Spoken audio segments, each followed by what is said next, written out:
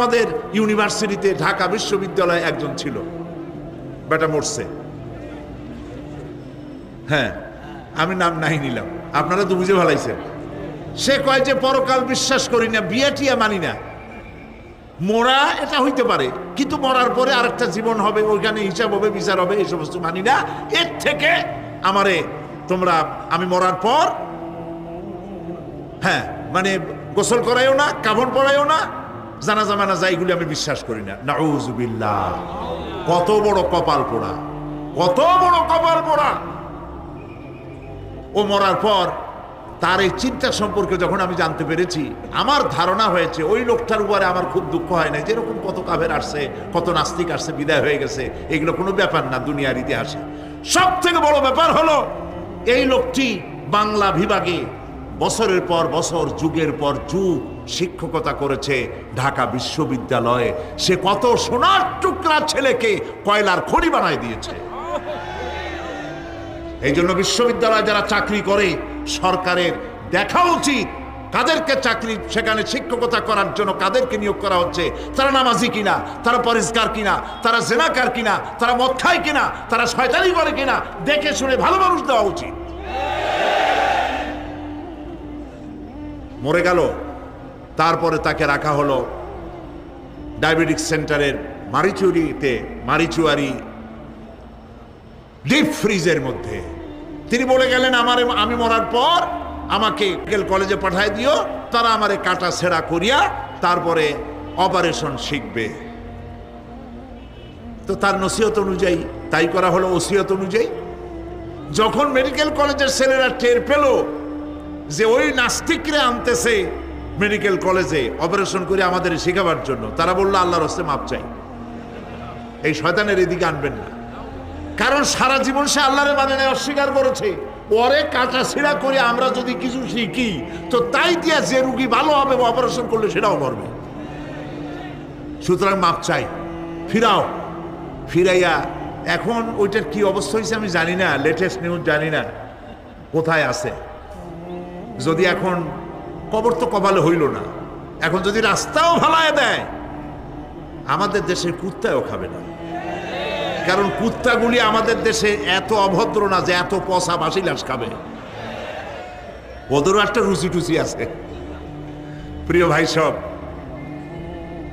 এদের চিন্তা, এদের বুদ্ধি হলো, এদের বুদ্ধি সীমিত বুদ্ধি। আর আল্লাহ কোরআনে বুদ্ধির কথা বলেন নাই, আল্লাহ বলেছেন জ্ঞানের কথা। আর ওরা হলো বুদ্ধিজীবী। ওরা কি জীবী কন? বুদ্ধিজীবী। আচ্ছা, আপনারা একটা প্রশ্নের জবাব দেন তো, দুনিয়ার সব থেকে বড় বুদ্ধিজীবী কেনা? মাশাআল্লাহ, আপনাদের ওয়াজ না শুনাইলেও হবে, আপনারা তো জানি ভালাইছেন সব। সব থেকে বড় বুদ্ধিজীবীর নাম হলো শয়তান। আর সব থেকে বড় জ্ঞানীর নাম হযরত আদম আলাইহিস সালাম। মানুষের মধ্যে সর্বপ্রথম আল্লাহ তাকে জ্ঞান দান করেছিলেন। সুবহানাল্লাহ। আল্লাহ পাক কোরআনের মধ্যে কোথাও বলেন নাই যে আমি বুদ্ধি দিছি। আল্লাহ পাক বলেছেন, ওয়া আল্লামা আদামাল আসমাআ কুল্লাহা, আমি আদমকে সমস্ত জিনিসের জ্ঞান দিয়েছি, নামগুলা শিখাইছি। সুবহানাল্লাহ। ওয়ালাকাদ আতাইনা লুকমানাল হিকমা, আমি লোকমানকে জ্ঞান দান করেছি। ওয়ালাকাদ আতাইনা দাউদা ওয়া সুলাইমানা ইলমা, আমি দাউদ আর সুলাইমানকে কি দিছি? বুদ্ধি দিছি। কি দিছি? জ্ঞান দান করেছি। ইব্রাহিম আলাইহিস সালাম বলেছেন, হে আমার আব্বা, হে আমার পিতা, আমার কাছে এমন জ্ঞান এসছে যে জ্ঞান আপনার কাছে নাই। ফাত্তাবিউনি আহদিকা সিরাতান সাবিয়্যা, আপনি আমার অনুসরণ করেন, আমি আপনাকে সোজা রাস্তায় উঠায় দেব। সুবহানাল্লাহ। আমার কাছে এমন ইলম আসছে। কোরআনে কারিমে আল্লাহ রাব্বুল আলামিন আল্লাহর কাছে বুদ্ধি কামনা করো, এটা তিনি এক জায়গাও বলেন নাই। বলেছেন, আমার কাছে দোয়া চাও, রব্বি জিদনি ইলমা। পড়েন সবাই, রব্বি জিদনি ইলমা। আবার বলেন, রব্বি জিদনি ইলমা। আয় আল্লাহ, তুমি আমার জ্ঞান বৃদ্ধি করে দাও। শয়তান ছিল বুদ্ধিজীবী, আদম আলাইহিস সালাম ছিলেন জ্ঞানী। শয়তান শুদ্ধা। আল্লাহ পাক যখন সকলকে বললেন, উসজুদু লিআদামা, সবাই মিলে আদমরে সেজদা দাও, ফাসাজাদু, সবাই মিলে সেজদা করলো, ইল্লা মিস্টার ইবলিস সেজদা করলো না। আবা ওয়াস্তাকবারা ওয়া কানা মিনাল কাফিরিন, কপাল পুড়লো, জম্মের পোড়া। এখন ও যে বুদ্ধিজীবী, দুনিয়ার বড় বুদ্ধিজীবী, দেখেন অবস্থা। আল্লাহ পাক জিজ্ঞেস করলেন, ইবলিস রে, আমার হুকুমটা তুই মানলি না কেন? কোন জিনিস তোরে বাধা দিল আমার হুকুম অমান্য করতে? মানলি না কেন? ও তখন, ও তো বুদ্ধিজীবী, বুদ্ধির আশ্রয় নিয়েছে। সে বলছে, আল্লাহ পাক, এটা মানি নাই একটা বৈজ্ঞানিক কারণেই, একটি দার্শনিক কারণেই মানতে পারি নাই। কারণ হচ্ছে, খালাকতানি মিন নার ওয়া খালাকতাহু মিন তিন। তারে বানাইছো মাটি দিয়া, আমারে বানাইছো আগুন দিয়া। আনা খায়রুম মিনহু, আমি ওর থেকে অনেক ভালো। নাউযুবিল্লাহ। কত বড় কপাল পোড়া! আগুনের গতি হলো ঊর্ধ্বমুখী, মাটির গতি নিম্নমুখী। ঊর্ধ্বগতি সম্পন্ন একটা জিনিসকে নিম্নমুখী জিনিসের সামনে মাথা নত করতে বলা তোমার একটা অবৈজ্ঞানিক অদার্শনিক হুকুম হয়ে গেছে। নাউযুবিল্লাহি মিন যালিক। আল্লাহ পাক বললেন, ইন্নাকা রাজীব, মরদুদ, বিতাড়িত, সব আমল বরবাদ করে দিলাম। দেখেন, অপরাধ শয়তান করেছে, অপরাধ আদম আলাইহিস সালাম করেছে। একজন অপরাধ করে শয়তান হয়ে গেল, আর একজন অপরাধ করে আল্লাহর পয়গম্বর হয়ে গেলেন। সুবহানাল্লাহ বলবেন না? কেন? কারণ হলো, শয়তান বুদ্ধিজীবী, বুদ্ধির আশ্রয় নিল। আদম আলাইহিস সালাম তিনি বুদ্ধির আশ্রয় নেন নাই, তিনি আকলের, তার জ্ঞানের কাছে তিনি আশ্রয় নিয়েছেন। অর্থাৎ তিনি চিন্তা করতেছিলেন যে আল্লাহ পাক আমাকে নিষেধ করলেন একটা গাছের, আমিও গেলাম, বউও গেল, যা নিষেধ করলেন সেটা করলাম। এখন যদি আল্লাহ আমারে প্রশ্ন করেন যে আমার হুকুম অমান্য করলা কেন, কি জবাব দেব? আদম আলাইহিস সালাম জবাব খুঁজে পাচ্ছিলেন না। কিন্তু আমি ওই আয়াত তেলাওয়াত করার পর সর্বপ্রথম সেই ছাত্র জীবনে আমি চিন্তা করলাম জবাবটা একটা দিতে উনি পারতেন। ছাত্র মানুষের মধ্যে তো নানান চিন্তা আসে, তো আমার চিন্তা আসলে উনি একটা জবাব তো দিতে পারতেন, আমাদের আবাল বাসার একটা জবাব তো দিতে পারতেন, এই যে আল্লাহ পাক, সবই ঠিক আছে, অপরাধ আমি করেছি, ভুল আমি করেছি, কিন্তু আমার এটা জানতে ইচ্ছে হয়, জান্নাতের সমস্ত নাজ নেয়ামত আমার জন্য তুমি জায়েজ করে দিলা, যে গাছটার কাছে যাওয়া যাবে না, ফল খাওয়া যাবে না, এরকম একটা গাছ জান্নাতের মধ্যে বানাইয়া আমার বিপদে ভালাইলা কেন?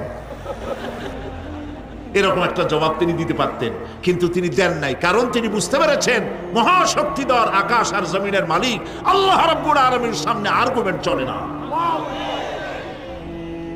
তার সামনে আর্গুমেন্ট চলে না, সারেন্ডার চলে, আত্মসমর্পণ করা চলে। হযরত আদম আলাইহিস সালাম কোন আর্গুমেন্টের কাছে গেলেন না, কেঁদে কেঁদে অস্থির হয়ে যাচ্ছেন। আল্লাহ রাব্বুল আলামিন যখন প্রশ্ন করবেন, আদম রে, আমার হুকুম ভাঙলি কেন, অমান্য করলি কেন, কি জবাব দেব? আর ঠিক সেই মুহূর্তেই রব্বুল আলামিন প্রশ্ন করলেন, আদম রে, আমার হুকুম অমান্য করলে কেন? হযরত আদম আলাইহিস সালাম কোনো বুদ্ধির আশ্রয় না নিয়া তার জ্ঞান তাকে বলে দিল। আল্লাহ তাকে কালেমা শিখাই দিলেন।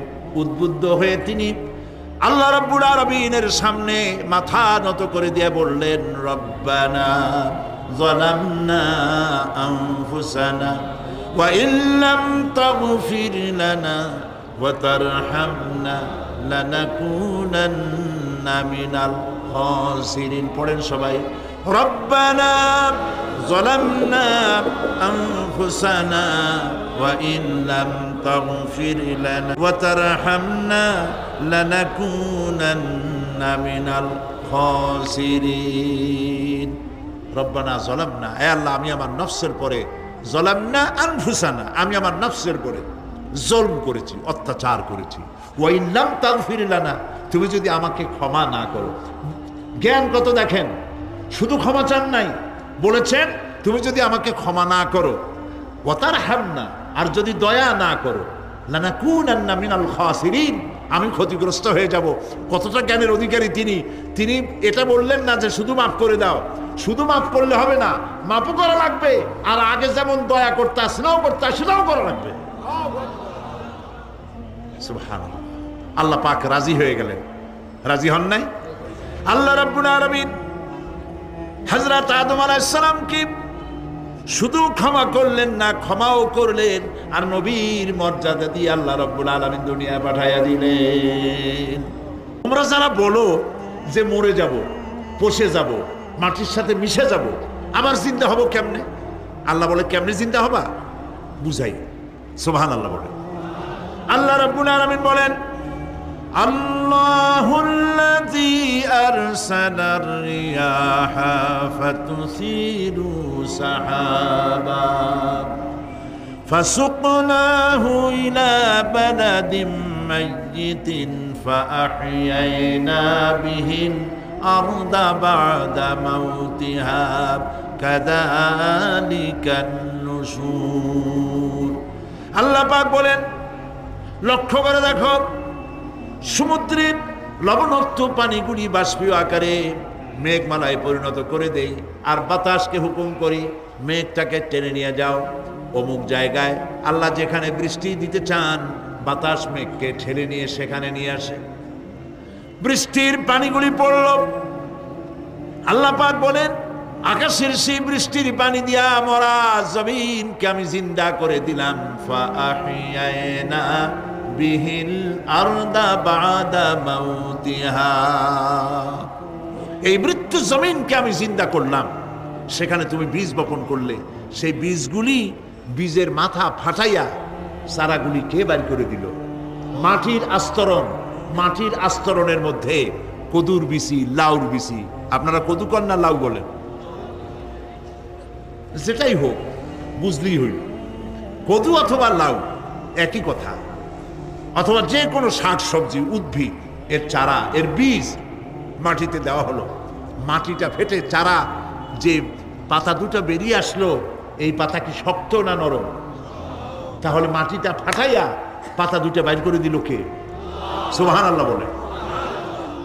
মরা জমিন থেকে, মরা জমিনে বৃষ্টির পানি দিয়ে জমিনটাকে জিন্দা করে তার ভিতর থেকে আমি এভাবে করে জিন্দা করি, উদ্ভিদগুলিকে জিন্দা করে দেই। ঠিক একইভাবে কাযালিকান নুশুর, এইভাবে করে কিয়ামতে তোমাদেরকে উঠানো হবে। সুবহানাল্লাহ। লাল শাক দেখছেন? লাল শাক খান না আপনারা? বিচিগুলো ছোট ছোট বিচিগুলি ছড়ায় দেন, দেখবেন কয়েকদিনের মধ্যে মাটির থেকে সব উদ্গত হয়ে যাবে। আল্লাহ পাক এই পৃথিবীতে আমাদের সৃষ্টি করেছিলেন, কবরের মধ্যে আমরা চলে যাব। সে কবর কি, হাসর কি ইত্যাদি বলবো ইনশাআল্লাহ ধীরে ধীরে। তো মাটির ভিতর থেকে এই গাছগুলি, চারাগুলি যেভাবে উদ্গত হয়, আল্লাহ পাক বলছেন এইভাবে করে আমি তোমাদেরকে জিন্দা করব, আবার উঠাবো, এতে কোনো সন্দেহ নাই। সুবহানাল্লাহ। রব্বুল আলামিন দৃষ্টান্ত দিয়ে বুঝাচ্ছেন আলাম ইয়াকুন নুতফাতাম মিন মানিয়্যিন ইউমনা সুম্মা কানা আলাকাতান ফাখালাকা ফাসাওয়া ফাজআলা মিনহু যাওজাইনি যাকারা ওয়াল উনসা। আল্লাহ পাক বলেন মানুষকে নিকৃষ্টতম মাতৃগর্ভে নিক্ষিপ্ত এক ফোঁটা পানি ছিল না, আমি তার থেকে আকার আকৃতি দিয়ে সুগঠিত করে মানুষের আকার দান করেছি, আর মায়ের পেটের ভিতরে আমি নারী আর পুরুষ বানাইছি, কন্যা সন্তান এবং পুত্র সন্তান বানাইছি। সুবহানাল্লাহ। এখন মানুষে কয় যে আমরাও পারি, এই যে ক্লোনিং সিস্টেম একটা শুরু হয়েছে, শুনছেন আপনারা? কথা না কইলে বুঝি কি ক্লোনিং পদ্ধতি? এটি ক্লোনিং পদ্ধতি বিজ্ঞানীরা যারাই কাজটা করতেছে তারা বিশ্ব সভ্যতাকে বিনষ্ট করার একটি মারাত্মক কাজে তারা হাত দিয়েছে। ক্লোনিং পদ্ধতিতে যে যা কিছু তৈরি হয়, এর আগে ভেড়ার বাচ্চা হয়েছে, ছাগলের বাচ্চা বানাইছে, সেগুলি তার মায়ের মতোই হয়েছে অথবা পিতার মতো হয়েছে। পিতার ডিএনএ নিয়ে একটা পুরুষ জাতীয় জন্তুর ডিএনএ অথবা স্ত্রী জাতীয় একটি জন্তুর ডিএনএ নিয়ে তারপরে বিশেষ প্রক্রিয়ার মাধ্যমে সন্তান, এই বাচ্চা উৎপাদনের ব্যবস্থা তারা শুরু করেছে পশু দিয়ে। এরপরে মানুষ এভাবে করা যায় কিনা সেই চিন্তা তারা করেছে। ইতিমধ্যে নাকি দুটো বাচ্চা হয়েছে, এটা সত্য না মিথ্যা এখনো যাচাই করা যায় নাই। কিন্তু পশুর থেকে যেগুলো হয়েছে সবগুলি রোগ নিয়ে আসছে পৃথিবীতে, গেল এক নম্বর কথা। দুই নম্বরে ডিএনএর মাধ্যমে যে মানব শিশু পয়দা হয় তার সবগুলি তার মায়ের অনুকরণে হয়, একেবারে অবিকল মায়ের চেহারা নিয়ে আসতেছে, অবিকল পিতার চেহারা নিয়ে আসতেছে। চিন্তা করুন, এই মেয়ে যখন বয়সপ্রাপ্ত হবে তখন তার পিতা কি করে বুঝবে তার বউ কোনটা আর মেয়ে কোনটা? কথা শুনতেছেন? পিতার অবিকল চেহারা নিয়ে একটা সন্তান আসলো, এখন সন্তান বড় হয়েছে, তার মা কি করে বুঝবে যে আমার স্বামী আসছেন, আমার ছেলে আসছে? মানুষের এই হাজার হাজার crore crore million billion trillion মানুষ আল্লাহ পাক সৃষ্টি করেছেন এই পৃথিবীতে, একটা মানুষের চেহারার সাথে আর একটা মানুষের মিল, গলার আওয়াজেরও মিল নাই। যতই নকল করার চেষ্টা করুক একজন আর একজনের, ধরা পড়েই। ঠিক কিনা কর? ধরা পড়বেই। গলার আওয়াজের যদি মিল থাকতো কি হইতো? এই যে মাহফিলে আসছেন আপনার ওয়াজ শুনতে, বউ আছে বাড়ি, আপনার অবিকল আপনার আওয়াজের মতো একজন, গলার আওয়াজ ঠিক একই রকম, আপনার ঘরের দরজা কাছে যেয়ে বলতো, শুনছো আমি আসছি, দরজা খুলে দাও। তারপর দরজা খুললে কি হইতো চিন্তা করেন? সুবহানাল্লাহ বলবেন না? সুতরাং ক্লোনিং পদ্ধতিতে যারা মানুষ বানাবার চেষ্টা করছে, বিশ্ব সভ্যতাকে ধ্বংস করার জন্য, নৈতিকতার বাঁধকে ভেঙে দিয়ে পৃথিবীকে জেনা ব্যভিচারের একটি বিশাল একটি জাহান্নামে পরিণত করার জন্য তারা এই চেষ্টা চালাচ্ছে। উচিত হবে পৃথিবীর সমস্ত নেতৃবৃন্দ, বিশ্ব নেতৃবৃন্দের ঐক্যবদ্ধ হয়ে এই দুঃসাহসিক কাজকে বাধা দিয়ে বন্ধ করে দেওয়া উচিত। আল্লাহর সৃষ্টির সাথে পাল্লা দিতে গেলে ধ্বংস ছাড়া পথ থাকবে না। নবী করিম সাল্লাল্লাহু আলাইহি ওয়াসাল্লাম বলেছেন, কেউ যদি দুনিয়ায় বেঁচে থেকে জীবিত চোখ দিয়ে পরকাল দেখতে চায়, পরকাল তো আমরা দেখতেছি না, কি বলেন? আমরা দেখতেছি? আমাদের কোন আত্মীয় স্বজন, মরা আত্মীয় স্বজন বেঁচে এসে ওই জগৎ সম্পর্কে আমাদেরকে কিছু বলতে পারতেছে? কেউ পারে না। কাজেই সেই পরকালটা কেমন হবে, নবী করিম সাল্লাল্লাহু আলাইহি ওয়াসাল্লাম বলেছেন, কেউ যদি দেখতে চায় তাহলে, দুনিয়ায় বেঁচে থাকা অবস্থায় কেউ যদি পরকাল দেখতে চায় তাহলে সে যেন সূরায়ে নাবা, সূরায়ে নাজিআত, সূরায়ে আত-তাকবীর, সূরায়ে আল-ইনফিতার সে যেন পড়ে, তাহলে কিয়ামত তার চোখের সামনে ভেসে উঠবে। সুবহানাল্লাহ।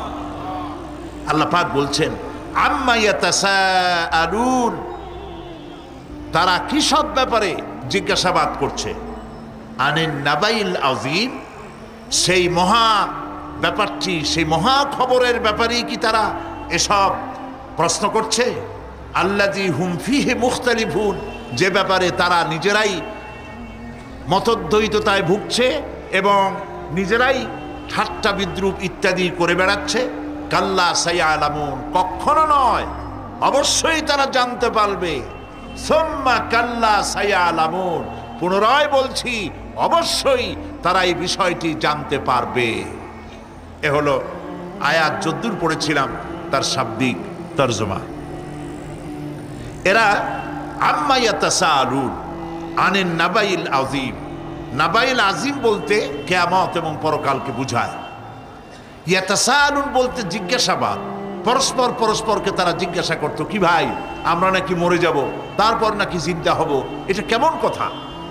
আল্লাযী হুম ফীহি মুখতালিফুন, যে বিষয় নিয়ে তারা, পরকালের বিষয়টি নিয়ে পরস্পর পরস্পরে ঠাট্টা করত, বিদ্রুপ করত। পরকাল সম্পর্কে অবিশ্বাসী যারা ছিল তাদের প্রশ্নগুলো কিরকম ছিল, কোরআনে কারীম তা বিধৃত করছে। প্রিয় ভাই সব, কোরআন কোনো গোপন কিতাব নয়। আল্লাহ পাক কোনো জিনিস গোপন রাখেন নাই, সব জিনিসকে মানুষের সামনে স্পষ্ট করে দিয়েছে। সুবহানাল্লাহ বলেন। কিন্তু এখানে একটা দুঃখ আছে, সেটা হলো এই যে কোরআন শরীফ সম্পর্কে আমাদের মুসলমানদের একটি গ্রুপ, একটি দল, তারা বলে বেড়ান যে কোরআন তো আসলে আমরা বুঝবো না, আমরা হলাম পাবলিক, কোরআনের আমরা বুঝবো কি, এগুলি সব আলেম ওলামাদের কাম, আমরা বুঝবো না। আসেন আমাদের অন্যরা কি বলে, হুজুররা কি বলে দেখি, সেই সব বইপত্র পড়ি। প্রিয় ভাই সব, বুজুর্গরা, মুরব্বীরা যে কথা বলেন, সে কথা যে সঠিক তা বোঝার জন্যই তো কোরআন প্রয়োজন। কোরআনই যদি না বুঝলেন তাহলে তারা আপনাদের কি বিভ্রান্ত করছে কিনা সেটা তো আপনি বুঝতে পারবেন না। কথা ঠিক কিনা বলেন? এখন কোরআন বোঝা যারা বলেন যে এটা কোরআন বোঝা সহজ নয়, কঠিন, আমার চিন্তায় এই লোকগুলি এই বিশাল একটি গ্রুপ, একটি দল শয়তানের বড় রকমের ওয়াসওয়াসার ভিতরে তারা নিমজ্জিত হয়ে গেছে। আল্লাহ মেহেরবানি করে এই ভাইদের দৃষ্টিকে খুলে দিন, যাতে তারা বুঝতে পারে যে কোরআন শুধু আলেম ওলামাদের জন্য নয়, কোরআন পৃথিবীর সমস্ত মানুষের জন্য। হুদাল্লিল আলিমিন তো আল্লাহ পাক বলেন নাই আলেমদের জন্য নাজিল করেছি, তা তো বলেন নাই। বলেছেন হুদাল্লিন নাস, সমস্ত মানুষের জন্য কোরআন দেওয়া হয়েছে। এখন কোরআন বোঝা কঠিন না সহজ? এই প্রশ্নের জবাবে আল্লাহ রাব্বুল আলামিন, আমরা প্রশ্ন করব, আমাদের প্রশ্ন করার অনেক আগে আল্লাহ রাব্বুল আলামিন সূরা কামারের ভিতরে একটি প্রশ্নের জবাব 4 বার দিয়েছেন। আল্লাহ পাক বলেছেন, ওয়া লাকাদ ইয়াসসারনাল কুরআনা লিযিকর ফাহাল মিন মুদ্দাকির। আল্লাহ পাক বলেন, আমি আল্লাহ অবশ্যই কোরআনকে মুখস্থ করার জন্য আর কোরআন বোঝার জন্য মানুষের কাছে আমি সহজ করে দিয়েছি। ফাহাল মিন মুদ্দাকির, আছে কে কেউ এর থেকে উপদেশ গ্রহণ করা? 4 বার আল্লাহ পাক বলেছেন সূরা কামারের ভিতরে, অবশ্যই কোরআন আমি বোঝার জন্য সহজ করে দিয়েছি। সুবহানাল্লাহ বলেন। আমরা বুঝতে চাই না, তাহলে বুঝবো কি করে? বুঝতে চাইলেই তো আমরা বুঝতে পারবো, চেষ্টা করলেই বুঝতে পারবো। কোরআনে কারীমের এই সূরাটির দিকে লক্ষ্য করে আল্লাহ পাক বলছেন, কাফেরেরা এটা বিশ্বাস করতো না। বিশ্বাস না করে তারা কি সব প্রশ্ন উঠাইতো, সেই প্রশ্নগুলো আল্লাহ পাক তুলে ধরেছেন। আরেকটি জিনিস লক্ষ্য করুন, আল্লাহর চাইতে শক্তিধর পৃথিবীতে কেউ আছে? আকাশে কেউ আছে? কোথাও কেউ আছে? কেউ নাই। আল্লাহরে অস্বীকার করছে একদল লোক, বলতেছে মানি না। আল্লাহ পাক ফেরেশতা পাঠায় দিলেন, ওদের গর্দান পিটাই ভাঙ্গে দাও, আমারে মানে না কে? এইরকম কি আল্লাহ করছে? না, করেন নাই। ওরা বলে পরকাল মানি না, আল্লাহরে মানি না। আল্লাহ পাক কোরআনে যুক্তি দিয়েছেন, আর নবী করিম সাল্লাল্লাহু আলাইহি সাল্লামকে বলেছেন, ইন্নামা আনতা মুযাক্কিরুন লাস্তা আলাইহিম বিমুসাইতির। হে নবী, উপদেশক করে আপনাকে পাঠাইছি, আপনাকে লাঠি চার্জ করার জন্য পাঠাই নাই। আপনি দারোগা নন, আপনি প্রচারক। মানুষকে উপদেশ দিন সুন্দর সুন্দর ভাষায়, উদউ ইলা সাবিলি রাব্বিকা বিল হিকমাতি ওয়াল মাউইজাতিল হাসানা। মিষ্টি মিষ্টি ভাবে, সুন্দরভাবে, সুকৌশলে মানুষকে ভালো ভালো কথাগুলি সুন্দর করে বুঝিয়ে দিন। সুবহানাল্লাহ বলেন। এখন এই কাফেররা বলছে পরকাল বুঝি না, এগুলা কেমনে হয়? আমরা অস্বীকার করি, মানি না। আল্লাহ পাক সাথে সাথে ফেরেশতা দিয়ে কারো ঘাড় মটকান নাই, কিন্তু পারতেন না? পারতেন না? আরে ভাই বলেন না কেন, পারতো কি না? অবশ্যই পারতেন, কিন্তু তা করেন নাই। প্রত্যেকটি কথা যুক্তি দিয়ে, হাজারো যুক্তি দিয়ে আল্লাহ পাক বুঝাইছেন। সুবহানাল্লাহ। আল্লাহর নবী বলেন, ইন্নাল্লাযী লাইসা ফি জাওফিহি শাইউম মিনাল কুরআনি কাল বাইতিল খারিব। যেই স্মৃতির ভিতরে, যেই দেহের ভিতরে কোরআন নাই, ওই দেহটা একটা বিরান বাড়ির মতো, একটা পোড়ো বাড়ির মতো। যেই বাড়িতে মানুষ থাকে না, এটাকে বিরান বাড়ি বলে। তো যেখানে মানুষ থাকে না, একটা একটা বাড়ি কিন্তু মানুষ নাই, এই বাড়িতে কি থাকে বলেন তো? বলেন। এই কথার জবাবে প্রায় লোকেরা বলে যে ভূত থাকে। আপনারা এই বিষয় একেবারে নিশ্চিন্ত হন, পৃথিবীতে ভূত আর পেতনি বলে কিছু নেই। খামোখাই আপনারা ভয় পান, ভূত পেতনি নেই। যে ঘরে মানুষ নাই সেখানে সেখানে চামচিকা থাকে, সেখানে বিচ্ছু থাকে, সাপ থাকে, সেখানে এই ধরনের সরীসৃপ এগুলি থাকে। এখন যেখানে যেই দেহের মধ্যে কোরআন নাই, সেই দেহটা বিরান বাড়ির মতো। আমাদের শিক্ষাঙ্গনগুলিতে এক সময় এর মনোগ্রামগুলিতে লেখা ছিল, ইকরা বিস্মি রাব্বিকাল্লাযী খালাক। লেখা ছিল রব্বি জিদনি ইলমা। লেখা ছিল না? ছিল। 1972 সনে যারা ক্ষমতায় এলেন, তারা এসে আল্লাহর কোরআনের আয়াত দুটি তুলে ফেলে দিলেন। এটি কি মিথ্যে আনা সত্য?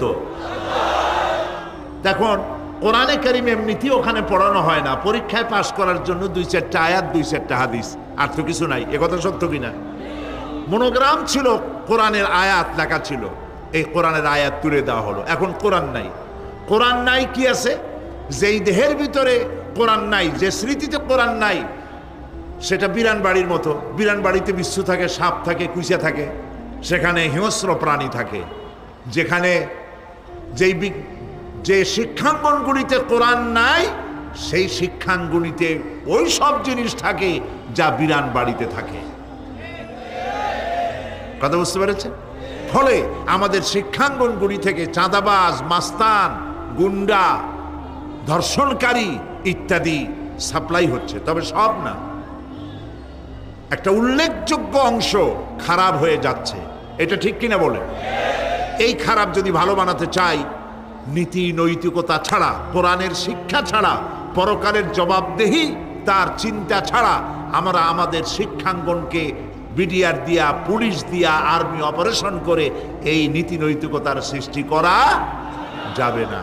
মানুষ ওজনে কম দেয়, খাদ্যে ভেজাল দেয়, জমিনের আইল ঠেলে, বউকে পর্দায় রাখে না, মিথ্যা কথা বলে, ওয়াদা খেলাপ করে, প্রতারণা করে।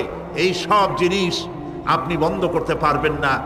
ক্লিন হার্ট তো ভালো, এর থেকেও বড় কোনো অপারেশন যদি থাকে, সে অপারেশন করেও মানব গোষ্ঠীকে ভালো বানানো যাবে না। একটি জিনিসই মানুষকে ভালো করতে পারে, সেটা হলো আল্লাহর কাছে কিয়ামতের দিন জবাবদেহিতা। এই জবাবদেহিতার উপরে ভিত্তি করেই আমি আপনাদের সামনে কথা বলতে চাই, যদি আল্লাহ পাক আমাদেরকে তৌফিক দান করেন। আমরা বলি আমিন। নবী করিম সাল্লাল্লাহু আলাইহি ওয়াসাল্লাম তার নবুয়তের শুরুতে তিনি তিনটি বিষয় মানুষকে দাওয়াত দিয়েছেন। এর একটি হলো তাওহীদ, একটি হলো রিসালাত, আর একটি হলো আখিরাত। তাওহীদ বলতে তিনি বুঝাইছেন সার্বভৌমত্বের মালিকানায় আল্লাহর সাথে কোনো শরীক নাই। কথা বুঝতে পেরেছেন? সার্বভৌমত্ব, ক্ষমতা এবং তার কর্তৃত্বে আল্লাহর সাথে কোনো শরীক নাই। এই কথা বিশ্বাস করার কোনো উপায় নাই যে সকল ক্ষমতার উৎস জনগণ। এই কথা বলা এবং বিশ্বাস করা মুসলমানদের কোনো সুযোগ নাই। সকল ক্ষমতার কর্তৃত্বে কেবলমাত্র, একমাত্র, শুধুমাত্র মালিককে। আল্লাহ পাক বলেছেন আন্নাল কুওয়াতা লিল্লাহি জামিআ, সমস্ত ক্ষমতার উৎস কেবলমাত্র কে? আল্লাহ পাক। এটি হলো নবী করিম সাল্লাল্লাহু আলাইহি ওয়াসাল্লামের প্রথম দাওয়াত। দ্বিতীয় দাওয়াত হলো নবী করিম সাল্লাল্লাহু আলাইহি ওয়াসাল্লাম বলেছেন আমি হচ্ছে আল্লাহর রাসূল, আল্লাহর রাসূল হিসেবে আমাকে প্রেরণ করেছেন। 3 নম্বরের দাওয়াত ছিল এই যে এই দুনিয়া এরকম থাকবে না, এই দুনিয়া ধ্বংস হবে এবং আমরাও একদিন মরে যাব। মরার পরে মাটিতে মিশে যাব, গলে যাব। এরপরে আবার আল্লাহ পাক আমাদেরকে উঠাবেন এবং কিয়ামতে আল্লাহর কাছে আমাদেরকে জবাবদিহি করতে হবে। এই 3টি বিষয় নবী করিম সাল্লাল্লাহু আলাইহি ওয়াসাল্লাম মক্কি জিন্দেগিতে মানুষের সামনে এই দাওয়াত পেশ করেছেন এবং কোরআনে কারিমও এই কথাগুলি এইভাবেই নাজিল হয়েছে। কাফেরেরা 3টি জিনিসের প্রথম জিনিসের সাথে তারা দ্বিমত খুব একটা করতে পারে নাই। তারাও জানতো যে আল্লাহ এক আছেন। তাদের যে দেবতাগুলি ছিল এ সম্পর্কে তাদের ধারণা ছিল যে দেবতাগুলিও ওই আল্লাহর তৈরি করা, তবে আল্লাহর কাজের এরা হলো অংশীদার। যেরকম গভর্নমেন্টের একজন প্রধানমন্ত্রী থাকে আর একজন প্রেসিডেন্ট থাকে, আর বিভিন্ন বিভাগে মন্ত্রীরা থাকে, আল্লাহর ওইভাবে রাষ্ট্র, আল্লাহ বা ভগবান বা গড, তারও এই বিশ্ব এগুলিকে পরিচালনা করার জন্য বিভিন্ন মন্ত্রণালয় আছে, আর ওই সব মন্ত্রণালয়গুলিতে আমাদের দেবতাগুলিকে এইভাবে শরীক করে রাখা তিনি রেখেছেন। এটা হলো তাদের ধারণা। 2 নম্বরে নবী করিম সাল্লাল্লাহু আলাইহি ওয়াসাল্লামের রিসালাত সম্পর্কে তাদের এই ব্যাপারে তারা একমত হতে পারে নাই, কিন্তু নবী করিম সাল্লাল্লাহু আলাইহি ওয়াসাল্লাম মিথ্যা কথা বলেছেন নাউজুবিল্লাহ, এটা তারা ধারণা করতে পারতো না। কারণ 40টি বছর পর্যন্ত একটি মিথ্যে কথা তিনি বলেন নাই। সুবহানাল্লাহ বলেন। নবুয়তের আগ পর্যন্ত কোনো মিথ্যে কথা তার কাছ থেকে লোকেরা শোনে নাই। সুবহানাল্লাহ। মহান আল্লাহ তাআলা আখিরাতের বাস্তবতা সম্পর্কে একদিকে যেমন তারা সৃষ্টির কলা কৌশল সম্পর্কে বলেছেন, আর একদিকে মানুষকে চিন্তা ভাবনা করতে বলেছেন।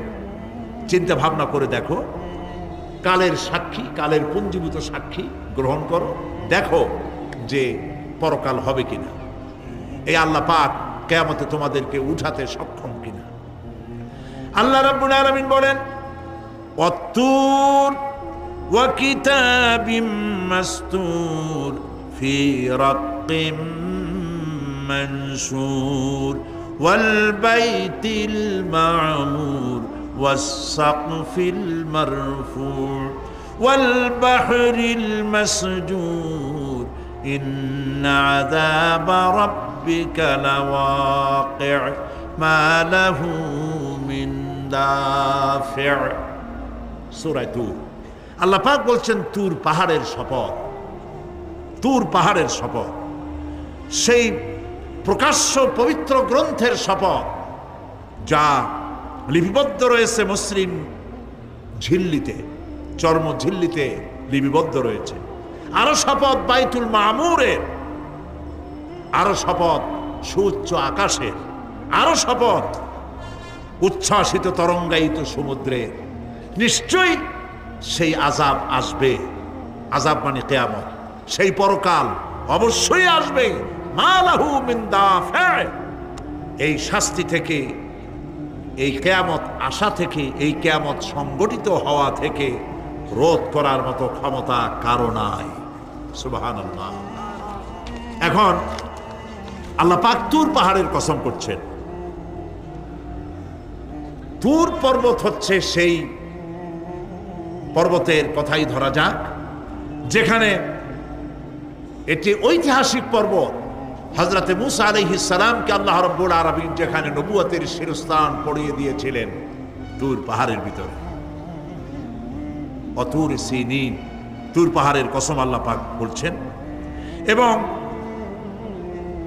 খোদায়ের আল্লাহ রাব্বুল আলামিনের সঙ্গে বিরোধিতা করার কারণে ফেরাউনকে এই তুর পাহাড়ের কাছেই লোহিত সাগরের মধ্যে, দরিয়ায় নীলের মধ্যে আল্লাহ পাক ডুবিয়ে মেরেছিলেন। এবং নির্যাতিত বনি ইসরাইলকে শাস্তি দেওয়ার চূড়ান্ত সিদ্ধান্ত এই তুর পাহাড়েই আল্লাহ পাক দিয়েছিলেন। আল্লাহ বলছেন আমি সেই তুর পাহাড়ের কসম করি। ওয়া কিতাবিম মাসতুর, এবং পবিত্র গ্রন্থের শপথ, যেই গ্রন্থগুলি নাজিল হয়েছে নবীদের উপরে, ইনজিল, তাওরাত, জাবুর, কোরআন, এই কিতাবগুলির কসম করি। সুবহানাল্লাহ। কোরআনের কসম করি, আল্লাহ পাক বলছেন এই কিতাবগুলির কসম করছি।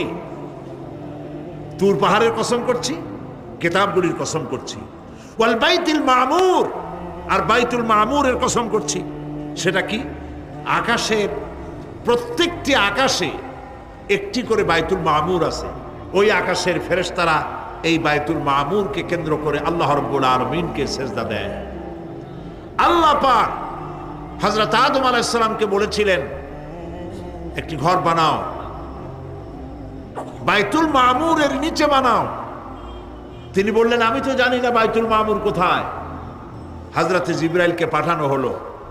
বাইতুল মামুর আকাশের যেখানে আছে ঠিক সেই সোজা বর্তমানে মক্কা শরীফে যে কাবা শরীফ যা আছে, অবিকল আল্লাহ পাকের আকাশে বাইতুল মামুর যেখানে, তার সরাসরি নিচেই কাবা শরীফ স্থাপিত হয়েছে। আল্লাহ রাব্বুল আলামিন বলছেন আমি এই বাইতুল মামুরের কসম করছি। এরপরে আল্লাহ পাক বলছেন যে ফেরেশতারা যে বাইতুল মামুরকে তাওয়াফ করে এবং আল্লাহ পাকের ইবাদত করে, সেই বাইতুল মামুরের কসম। ওয়াস সাকফিল মারফু, সুউচ্চ আকাশের কসম। এই আকাশ আল্লাহ পাক সৃষ্টি করেছেন বিগাইরে আমাদিন, কোন রকমের কোনো খুঁটি ছাড়াই। সুবহানাল্লাহ বলি আমরা। এই বিশাল আকাশ সম্পর্কে ওই যে বুদ্ধিজীবী যারা, কোরআনের জ্ঞান যাদের কাছে নাই, তারা বলে যে আকাশ বলতে কিছু নাই, ওইটা একটা নীলা নীলা বহুত দূর, সেই জন্য নীলা নীলা দেখা যায়।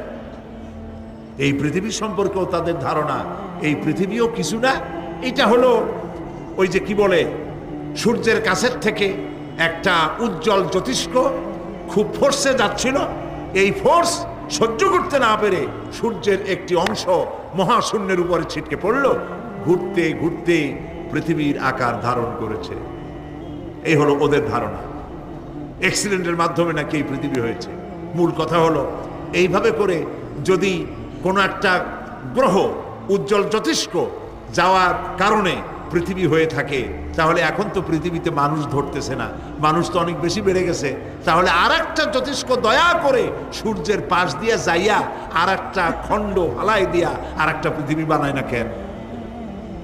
প্রিয় ভাই সব, আল্লাহ পাক বলছেন ওয়াসাকফিল মারফু, আমি এই বিশাল আকাশের কসম করি। সুবহানাল্লাহ। এরপরে ওয়াল বাহরিল মাসজুর, পৃথিবীতে প্রবাহিত উচ্ছ্বসিত তরঙ্গায়িত সমুদ্র রাজির কসম করি। সুবহানাল্লাহ। আচ্ছা বলেন তো, এই পৃথিবী এর নিচে কি? এই পৃথিবীর নিচে কি? এই পৃথিবী মহাশূন্যের উপরে ঘুরছে। লক্ষ্য করেন আল্লাহর কত বড় শক্তি। আটলান্টিক মহাসাগর কোথায় বলতে পারবেন না? এই পৃথিবীতে। আটলান্টিক মহাসাগর কোথায়? এই পৃথিবীতে। আটলান্টিক মহাসাগর, প্রশান্ত মহাসাগর, ভূমধ্য সাগর, যত সাগর আর মহাসাগর সব এই পৃথিবীতে। এই পৃথিবী অসংখ্য পাহাড়, অসংখ্য সমুদ্র আর অসংখ্য মানবরাজি নিয়ে লাটিমের মতো ঘুরতেছে। সুবহানাল্লাহ। মহাশূন্যের উপর আল্লাহ পাক বলছেন অবশ্যই কিয়ামত আসবে, তাকে কেউ বিন্দুমাত্র এতে কোনো সন্দেহ নাই। আর ওয়া আন্নাল্লাহা ইউবাসু মান ফিল কুবুর, আর আল্লাহ পাক অবশ্যই কবরে যা কিছু আছে সব বের করে নিয়ে আসবেন। কান্নাহুম জারাদুম মুনতাশির, যেমন আপনারা দেখছেন কিনা এই যে যখন বন্যা বলে, পানি টানি যখন ওঠে, বন্যা নাকি বলে, তুফান, বন্যা ইত্যাদি যখন হওয়ার সম্ভাবনা হয়, তখন মাটি থেকে, গ্রাম্য পরিবেশে দেখা যায় মাটি থেকে পোকামাকড়গুলি এভাবে উঠতে থাকে। দেখছেন না? আপনারা দেখছেন কিনা? পাখাওয়ালা পিঁপড়াগুলি এইভাবে সব উঠতে থাকে। কান্নাহুম জারাদুম মুনতাশির, এইভাবে করে পোকামাকড় পতঙ্গগুলি যেভাবে মাটি থেকে উদ্গত হতে থাকে, সমস্ত খবরগুলি থেকে মানুষগুলি এভাবে উদ্গত হয়ে যাবে। তবে হ্যাঁ, আপনারা একটা প্রশ্ন করতে পারেন যে কবর দিয়ে সব উঠবে, কিন্তু যে মানুষের বাগে খাইছে তার কি হবে? যে মানুষ আগুনে পড়ে গেছে তার কি হবে? যে নদীর মধ্যে ডুবে গেছে তার কি হবে? যে কুমিরের পেটে চলে গেছে তার কি হবে? এরকম একটা প্রশ্ন আপনারা করতে পারেন। কবর কাকে বলে সেটা আমাদের জানতে হবে। কবর শুধু মাটির গর্তটাকেই কবর বলা হয় না, এটি আলমে বারজাখ, এটি পর্দা, এটা জবনিকা। মৃত্যুর পরের জীবনটাই হলো আলমে আখিরাত পর্যন্ত যাইতে যে জীবনটা লাগে, যে একটি সময় আছে, এই সময়টার নামটাই হলো কবর।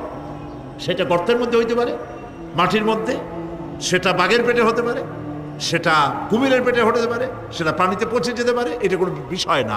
আল্লাহ পাক উঠাতে চাইবেন এবং সমস্ত কিছুকে কিয়ামতের দিন আল্লাহ রাব্বুল আলামিন তার দরবারে হাজির করবে। তাহলে আমরা বুঝতে পারলাম যে কিয়ামত যে হবে এই ব্যাপারে কোনো সন্দেহের অবকাশ নাই। এখন ওই কিয়ামতের দিন আল্লাহ রাব্বুল আলামিন আমাদের বিচার নেবেন, হিসাব করবেন। দুনিয়ায় যে পরীক্ষা দিয়েছিলাম, এই পরীক্ষায় যদি কেউ একবার ফেল করে, আর একবার পরীক্ষা দিয়ে পাশ করার সুযোগ আছে, আরো একবার যদি ফেল করে আবার পরীক্ষা দিয়ে পাশ করার সুযোগ আছে। 10 বার পরীক্ষা দিবেন, 10 বার ফেল করবেন, 100 বার পরীক্ষা দিবেন, 100 বার ফেল করবেন, তারপরেও আবার পরীক্ষা দেওয়ার সুযোগ আছে। কিন্তু কিয়ামতের ময়দানে যদি কোনো মানুষ তার জীবনের পরীক্ষায় যদি ফেল করে, দ্বিতীয়বার পরীক্ষা দিয়া পাশ করার আর কোনো সুযোগ নাই। এই পৃথিবীতে জজ কোর্টে কেউ হেরে গেল, হাইকোর্টে আপিল করার সুযোগ আছে। হাইকোর্টে যদি হেরে যায়, সুপ্রিম কোর্টে কেস করে জেতার সুযোগ আছে, আপিল করার সুযোগ আছে। সুপ্রিম কোর্টেও হেরে গেল, প্রেসিডেন্টের কাছে জীবন ভিক্ষা চাওয়া যাইতে পারে। কিন্তু কিয়ামতে আখিরাতে আদালতে ওই জায়গায় মানুষ যদি একবার তার জীবনের মামলায় হেরে যায়, দ্বিতীয়বার আপিল করার আর কোনো জায়গা নাই। কঠিন জায়গা, সেই জায়গা হবে এবং সেখানে সবাইকে উঠতেই হবে। সুতরাং এই যে প্রশ্ন করা হয় যে এই কিয়ামত কবে হবে, এটা বিশ্বাস করি না, হ্যান ত্যান ইত্যাদি, মরলে আবার জিন্দা করবে কে, এইসব প্রশ্নের কোনো দাম নাই। আল্লাহ পাক এই ব্যাপারে আরেকটি কথা বলছেন, ইয়াসআলুনাকা কাআন্নাকা হাফিজুন আনহা কুল ইন্নামা ইলমুহা ইনদাল্লাহ ওয়ালাকিন্না আকসারান নাসি লা ইয়ালামুন। হে নবী, এরা আপনার কাছে এই প্রশ্নটা করে এইভাবে যে কিয়ামত কবে আসবে, মনে হয় যেন আপনি এটা জানেন। এই ইলেম কিয়ামত কবে হবে মনে হয় যেন আপনি এটা জানেন, সেই জন্য তারা এই প্রশ্নটা করছে। আসলে কুল ইন্নামা ইলমুহা ইনদাল্লাহ, কিয়ামত কবে হবে এটা কে জানেন? ওয়ালাকিন্না আকসারান নাসি লা ইয়ালামুন, অবশ্যই অধিকাংশ মানুষেরা এটা জানে না কিয়ামত কবে হবে, এটা একমাত্র আল্লাহ পাক জানেন। পরকালের জীবন যে হবে এতে কোনো সন্দেহ নাই, সেই ব্যাপারে আল্লাহ পাক বলছেন আআনতুম আশাদ্দু খালকান আমিস সামাউ বানাহা। তোমরা যে পুনরুত্থান সম্পর্কে অস্বীকার করো, এবার চিন্তা করো তোমারে বানানো কঠিন না ওই মহা আকাশটা বানানো কঠিন? কোনটা কঠিন বলেন না আপনারা, কোনটা কঠিন? আপনারা একটু তাকায় দেখেন তো, এই যে বিশাল প্যান্ডেল, এই প্যান্ডেলে খুঁটি আছে না নাই? আছে কি না? কতগুলা খুঁটি গুনতে আপনার আধা ঘন্টা খানেক সময় লাগবে, ঠিক না? এই একটা প্যান্ডেল বানাতে যদি এতগুলি খুঁটি লাগে, তাহলে বিশাল আকাশে যদি এই রকম খুঁটি লাগতো আকাশটারে ঝুলায় রাখার জন্য, তাহলে চিন্তা করেন তো খুঁটির জ্বালায় গাড়ি টাড়ি চালানো যাইতো? আছে কোনো খুঁটি? জোরে বলেন আছে? নাই। ওই আকাশটাকে আল্লাহ পাক বলছেন আনতুম আশাদ্দু খালকান আমিস সামাউ বানাহা, তোমারে বানানো কঠিন নয় বিশাল আকাশ বানানো কঠিন? কোনটা কঠিন ছিল? তো ওই আকাশটা বানানোই তো আল্লাহ পাকের কাছে সহজ হয়ে গেছে। তাহলে তোমারে একবার বানাইয়া যে একবার বানাতে পেরেছেন তিনি আবার চিন্তা করতে পারবেন না, এই চিন্তা কেন করো?